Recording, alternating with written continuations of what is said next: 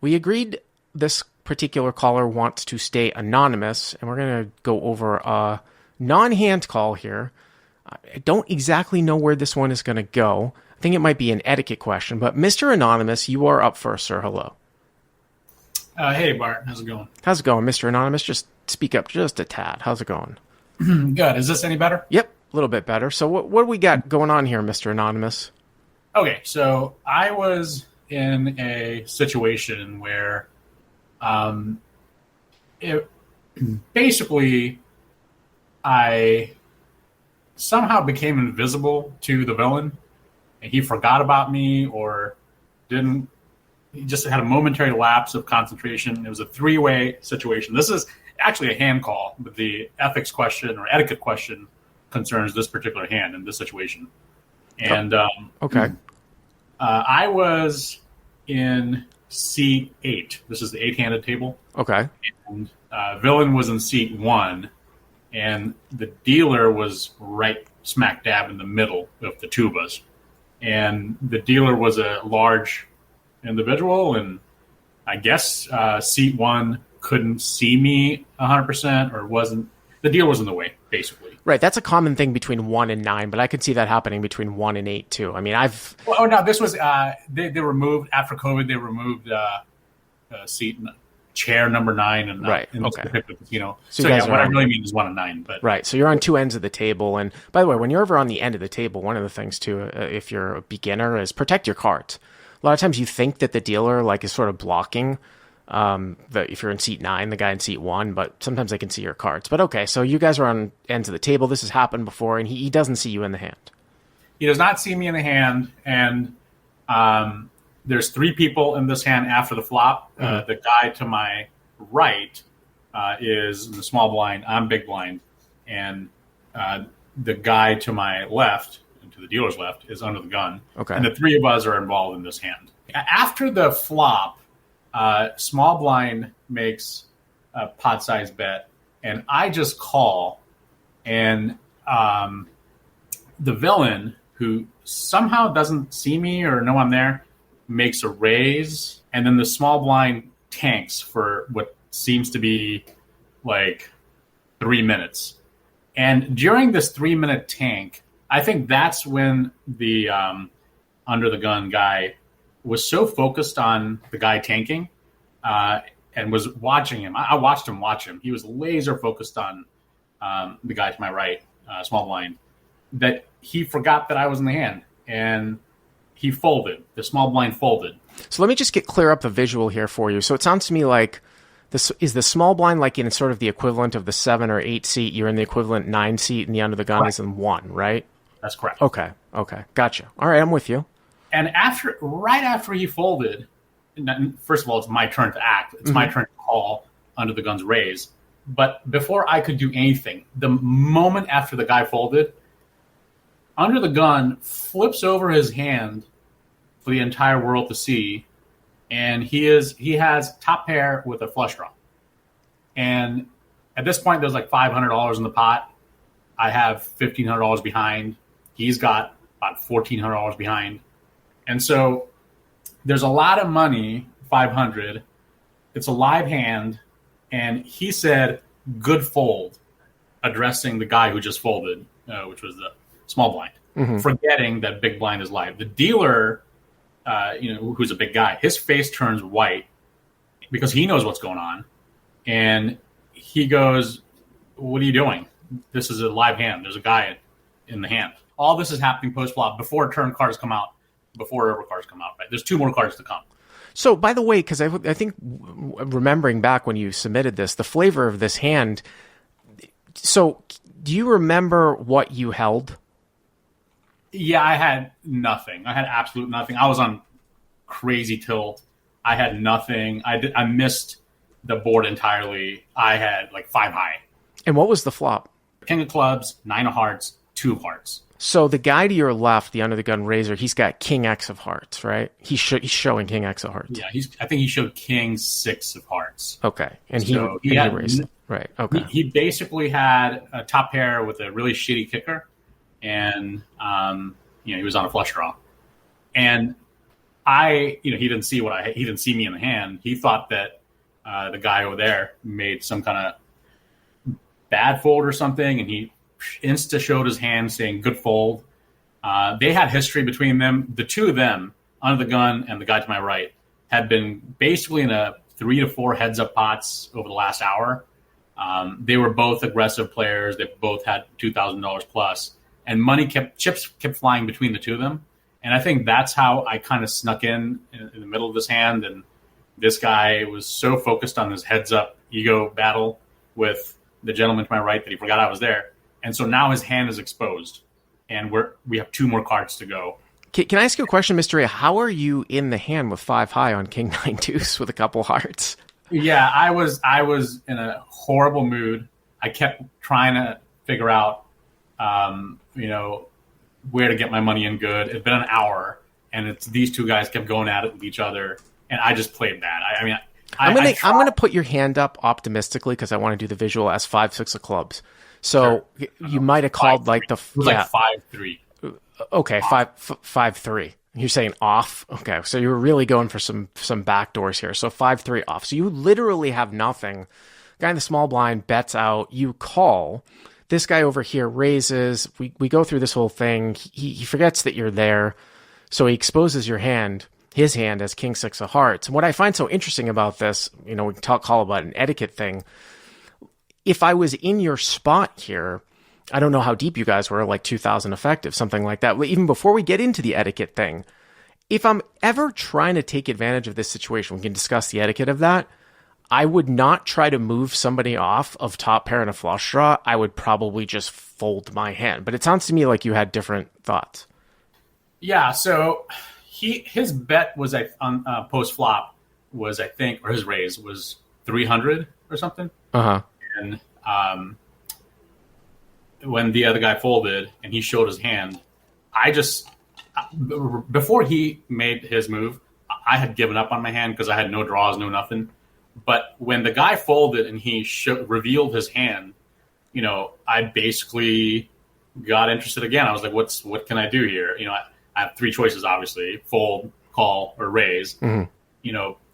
I've played poker 3.5 years. I've never seen someone's hand before making my decision. I've never tried to peek into someone's hand or something. I've never had a situation where somebody unintentionally like this shows their exact 2 cards, and then I have to make a decision at the flop. And he obviously made a mistake. And so then I'm thinking, okay, he has king with a really shitty kicker, and he's on a hard draw. I am dominated, completely dominated. So if I just shove all in and try to get him off this, like you said, I'm going to have trouble getting him off of it. He might just call because he's got 2 streets left. Right. And so I just decided, you know what, fuck it. Let me just try to play some crazy poker here. My money's in this pot. And so I just called the $300 bet. And now I have I don't remember the details, but I think I had $1,300 left behind. And his money was already in. So he had about the same left behind. The moment I called, he started getting upset because, first of all, he was frustrated at himself for making such a rookie mistake and not knowing who was in the hand. And then when I called, he'd never been in this situation before, nor had I, where he is this vulnerable. Because in poker, you're always trying to think about, what does my opponent put me on? You're never trying to think about, well, my opponent knows exactly what I have, and now I've got 2 cards left. And so my strategy when I called was basically hoping and praying that the turn is not a heart, and the odds are in my favor there. And if the turn was not going to be a heart, I was predetermined to shove no matter what happens, because that would make this maximally tough for him. Well, I mean, I tend to agree with you if you want to sort of approach. Personally, I probably would have just mucked the hand, but I think actually even a fair type of scenario, because the guy made a mistake, a more fair type of scenario, is for you to tell the guy to take his raise back and you get the pot. Because he exposed his hand. You can be like, listen, we can play the rest of the hand out, or I'll let you take your raise back and then I have the pot. Instead of doing something crazy, fancy. I mean, I would really, really have to hate this guy. He's one of these miserable regs to try to do that, to try to make that play. Now, I think that there might have been some discussion about this on Discord, whether or not this was. And listen, like, I'm all against like anglers and stuff like that. Do I think that you're necessarily angling here? I think that might be a stretch, and I will call out anglers because this guy made a mistake. That's why I think I probably wouldn't have got into these shenanigans. I would have just said, "Take your raise back, let me have the pot." And if he said no, then by all means. That's an interesting point. I mean, at the time, I'll tell you exactly what I was thinking. I had my money in that pot, and him showing it, him making a mistake, and me giving him an opportunity to take his raise back. Yeah, first of all, I didn't think of that, but all I was thinking was my money's in the pot, and the guy's made a mistake, which is a very basic mistake. Frankly, I didn't think of your solution, the one you just came up with. The dealer, he did ask the dealer, what should we do? He called the floor. He did call the floor before I could do anything. I didn't do any decision. I didn't fold, call, or raise because he requested for the floor to address the situation. Mm-hmm. The floor came over. He said that he actually accused me of hiding my cards behind my mountain of chips. I didn't have that much of a mountain. Which you weren't doing, I'm sure. Right? I was not. But so you end up. So what ends up happening? The floor's like the hand plays on and you call. Yeah, I call. Yep. He's terrified after I call because he doesn't know what the hell's going on. The turn comes offsuit 3, non-heart 3. Okay. I hold the 3, but that doesn't really matter. Right, because you're still behind. Right. And the moment I saw that the turn was not a heart, within like 10 seconds, I shoved all in. Basically trying to impress upon him that I have outkicked him. I've outkicked his 6, and now I know he's on chasing hearts, and he's only got one street left. I had to make it uneconomical for him, and he just was irate. When I shoved, and he did not really put me as crazy enough to fucking have nothing there, and he mucked. Before you go on with the story though, too, because I find this a little intriguing. If you actually had a hand like King 10, King Jack in this spot, and this situation went down, it would be better for you to actually wait, I think, for your equity to improve because you have perfect information, right? Because even with like King 10 or King Jack, if you 3-bet jam here, well, if he's going to be getting like 2-1, he's going to be getting the right price. Now, we don't have the exact stacks, but that actually makes sense to me. Your line actually makes sense. So, yeah, I wanted him to think that, I don't know, that's a really good point. When the turn came out a non-heart, I had this one opportunity. I guess if I'd waited and checked, I didn't want him to jam because then I can't call, right? Like, I don't think he would have jammed. But if I just check on the turn after calling his bet on the flop and then give him an opportunity to do anything to test where I'm at, I can't just call or raise because if he puts any kind of bet out there, I lose, the ammo to make him fold. And but anyway, yeah, you're right. I could have waited on the river, but I shove. And before the river comes out, he chooses not to call. He chooses not to put his entire stack in to chase a heart, putting me on a better kicker, or maybe some kind of 2-pair or something. And I, in that moment, had some kind of ego rush or something. And I'm not a dick. At least I like to think I'm not a dick. But this is the most creative thing I've ever done in poker, and I wanted to show it off or something. I didn't want to put him down, but I'd never done something like this in poker before, and so I showed my hand. I showed my cards, and he loses his shit. Like, this guy basically took his chips, left, berated me for showing, berated me for exploiting his mistake, and basically told me it's going to come right back to you or something of the sort. And you don't have any history with this guy? Never played with him. He had a lot of history with the gentleman who folded. They had a ton of history. They've been playing many, many times before. And he thought he made an honest mistake in his mind, and I should have been a gentleman. I think he thought that I should have been a gentleman about it and been doing the type of thing you proposed, like, do you want to take back your raise? And I've seen people do that in poker when someone, for example, puts a big chip out there accidentally or something. People behave that way. But in that instance, I showed my bluff. I've showed bluffs before. I don't think as a general matter showing bluffs is bad. But in this situation, he accused me of not just showing my bluff, but he made a genuine good faith mistake, and I was a dick about it.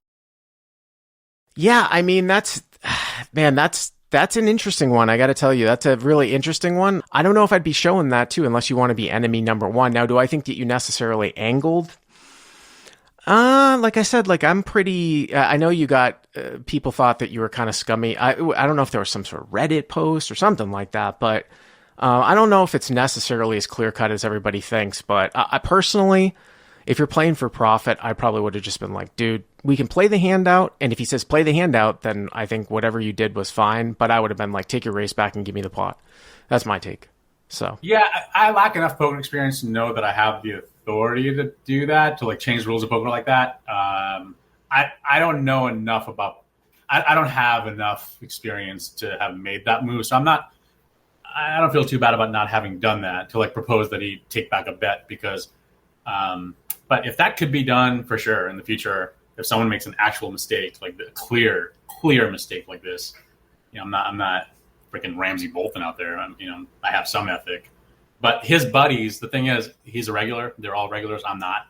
His buddies, after he left, they continued the basically making me, nonstop. Every hand I was in, they would, freaking, and I was like, all right, whatever. Well, listen, Mr. A, I appreciate the call. This is going to be a nice supplement to one of our highest performing videos ever. Is that an angle where I went over the Poker Bunny and TCH hand, and then if anybody's been watching the show for a long time, the quadruple barrel bluff, which was one of my favorite call-ins. I'll put a link to it or a card in it where the guy basically went on a triple barrel bluff with nothing, got called, lied about his hand and said aces, and then his opponent mucked because the guy miscalled his hand, and then the guy showed it too.